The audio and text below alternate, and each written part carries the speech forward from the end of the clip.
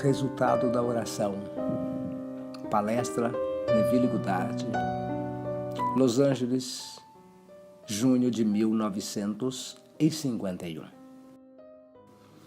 Você já teve uma oração respondida?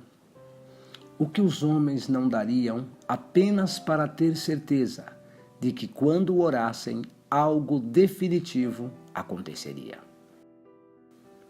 Por esta razão, gostaria de ter um pouco de tempo para ver por que algumas orações são respondidas e algumas aparentemente caem em terra seca. Quando orardes, credes que já recebeis e receberás. Acredita que você já recebe é a condição imposta ao homem. A menos que acreditemos que recebemos, nossa oração não será respondida.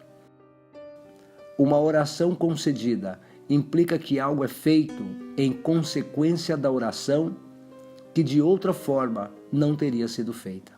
Portanto, aquele que ora é a fonte da ação, a mente que dirige é aquela que concede a oração. Tal responsabilidade que o homem se recusa a assumir por responsabilidade é o pesadelo invisível da humanidade. Todo mundo natural é construído sobre a lei. No entanto, entre a oração e suas respostas, não vemos tal reação. Sentimos que Deus pode responder ou ignorar nossa oração, que nossa oração pode atingir a marca ou pode deixar passar. A mente ainda não está disposta a admitir que Deus se sujeita às suas próprias leis. Quantas pessoas acreditam que existe entre a oração e sua resposta uma relação de causa e efeito? Vamos dar uma olhada nos meios empregados para curar os 10 leprosos, como relacionados no 17º capítulo do Evangelho de São Lucas. A coisa que nos impressiona nessa história é o método que foi usado para elevar sua fé à intensidade necessária. Que os 10 leprosos apelaram a Jesus para ter misericórdia dele, isto é, para curá-los. Jesus mandou que eles se fossem e se apresentassem aos sacerdotes, e quando eles foram limpos. A lei mosaica exigia que quando um leproso se curasse de sua doença, ele se mostrasse ao padre para obter um certificado de saúde restaurada. Jesus impôs um teste à fé dos leprosos e forneceu um meio pelo qual sua fé poderia ser revelada à sua plena potência. Se os leprosos se recusassem a ir, eles não tinham fé e, portanto, não poderiam ser curados. Mas, se eles obedecessem a ele, a completa percepção do que sua jornada implicava invadiria suas mentes à medida que fossem, e esse pensamento dinâmico os curariam. Então nós lemos, quando eles foram limpos. Você, sem dúvida, muitas vezes ouviu a palavra daquele antigo hino inspirador. Ó, que a paz muitas vezes perdemos. Ó, que dor desnecessária suportamos. Tudo porque não levamos tudo a Deus em oração. Eu mesmo cheguei a esta convicção através da experiência, sendo levado a refletir a natureza da oração.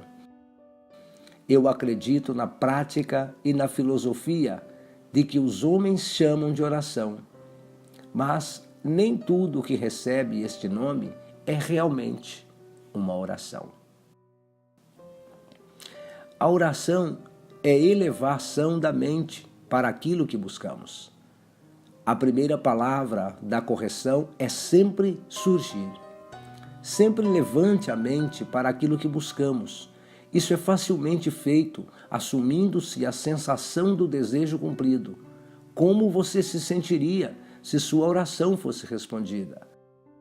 Bem, assuma esse sentimento até que você experimente na sua imaginação o que você experimentaria na realidade, se sua oração fosse respondida.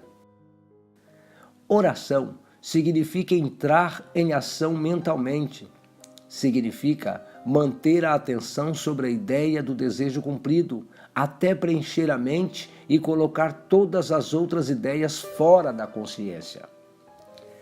Esta afirmação de que a oração significa entrar em ação mentalmente e manter a atenção na ideia do desejo realizado até preencher a mente e afastar todas as outras ideias da consciência não significa que a oração seja um esforço mental, e sim um ato de vontade. Pelo contrário, a oração deve ser contrastada como um ato de vontade. A oração é uma rendição. Significa abandonar-se ao sentimento do desejo realizado. Se a oração não traz resposta, há algo de errado com a oração. E a falha, geralmente, é de muito esforço. Uma confusão séria surge na medida em que os homens identificam um estado de oração com um ato de vontade, em vez de contrastá-lo com um ato de vontade.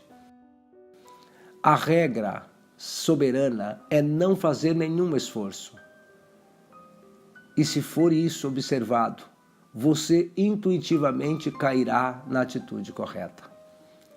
Criatividade não é um ato de vontade, mas uma receptividade mais profunda, uma suscetibilidade mais aguda, a aceitação do fim, a aceitação da oração respondida, encontra os meios para a sua realização.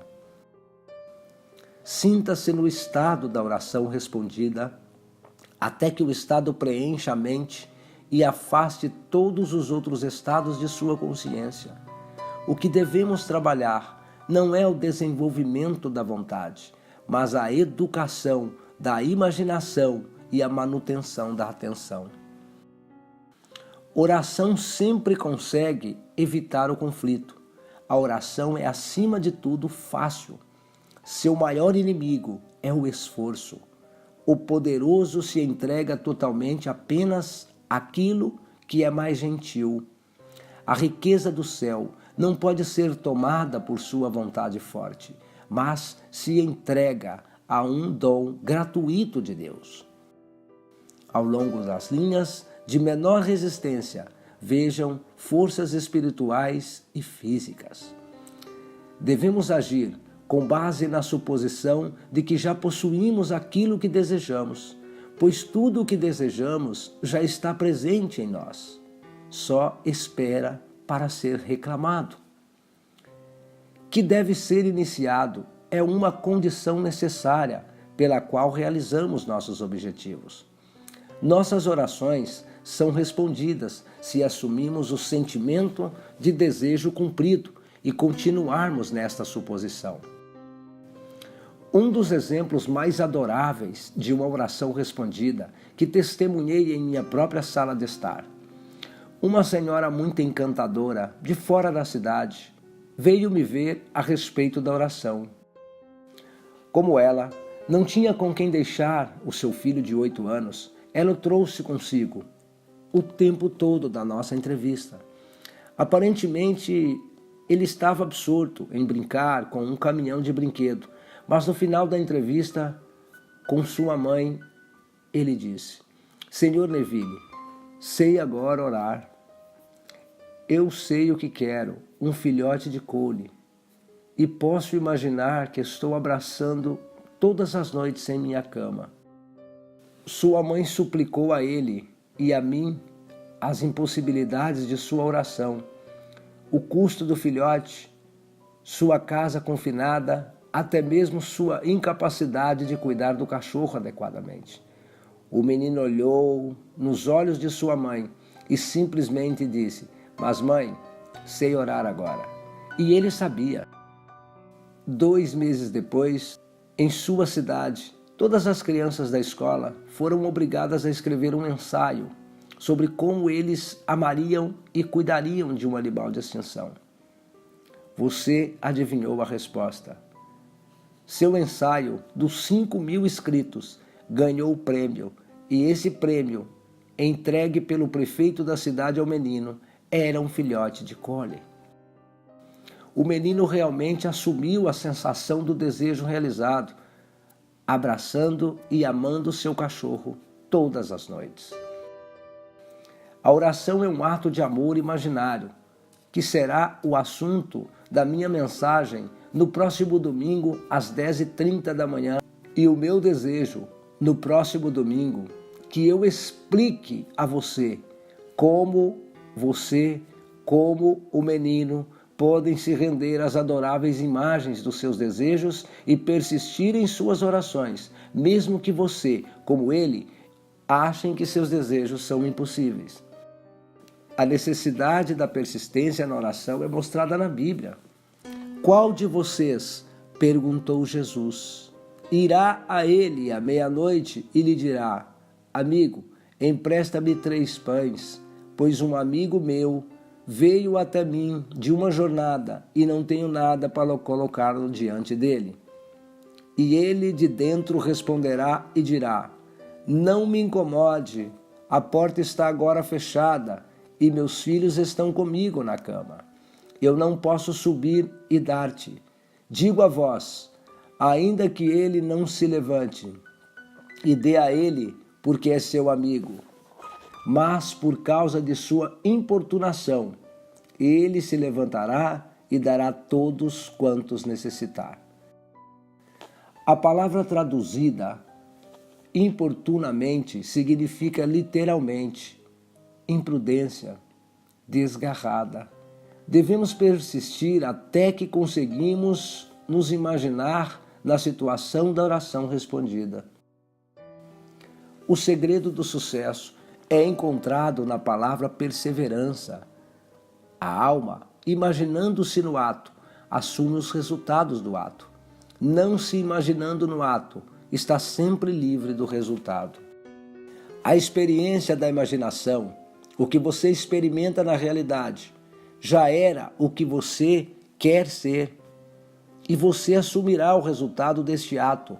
Não experimente na imaginação o que você quer experimentar na realidade, e você nunca estará livre do resultado. Quando orardes, credes que já recebeis e recebereis. É preciso sentir, é preciso persistir, até que ele alcance seu amigo em um nível mais elevado da consciência. Ele deve persistir até que seu sentimento do desejo cumprido tenha toda a vivacidade sensorial da realidade. A oração é um sonho acordado, controlado. Se quisermos orar com sucesso, devemos firmar nossa atenção para observar o mundo, como seria visto por nós se nossa oração fosse respondida.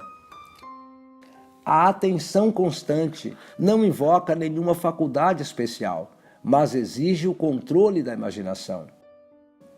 Não devemos estender nossos sentidos. Observe nosso relacionamento alterado com o mundo e confie nessa observação. O novo mundo não está lá para compreender, mas para sentir, para tocar. A melhor maneira de observar intensamente, ciente disso, em outras palavras, podemos ouvindo como se tivéssemos ouvido e percebendo como se tivesse visto. Realmente ouvimos vozes e vemos cenas de dentro de nós que de outra forma não são saudáveis, não são audíveis ou visíveis.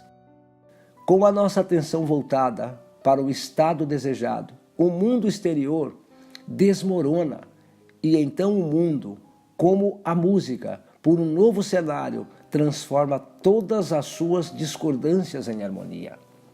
A vida não é uma luta, mas uma rendição.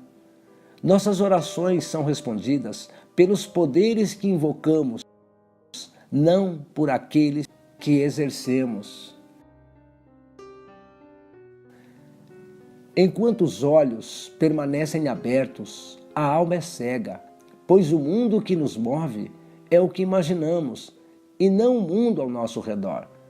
Devemos entregar todo o nosso ser ao sentimento de ser o nobre que queremos ser.